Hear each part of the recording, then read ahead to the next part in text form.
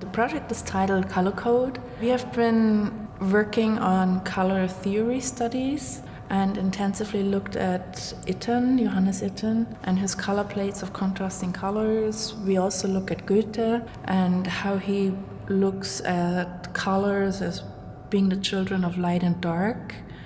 And we kind of like, within that realm of color theory, we created this piece that is also, it is painted color in relationship to color light, and how the two kind of bring forth an ebb and flow together. The motif of the paintings are 9 squares, 3 dots, 3 dashes, 3 dots. It is the symbol of SOS. Send over Sukkar, which was archaic sort of terminology for when a ship was going down. So there are some language involved, save our souls, save our state.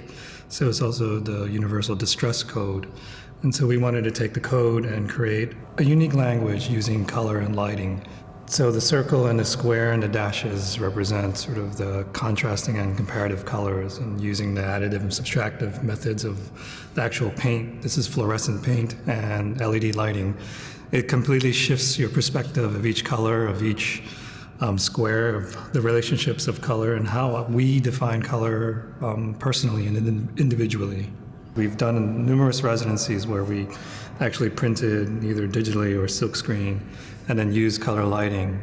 And for this one, we employed and used an amazing gentleman named Stephen Reynolds, who's a sign painter, and he painted all this for us based on the design. Looking at the color wheel, we chose sort of the opposite ends of the spectrum for color. So certain colors would disappear and ebb and flow, and depending on the lighting, they would really, with the fluorescent color, they would really burn into your retina.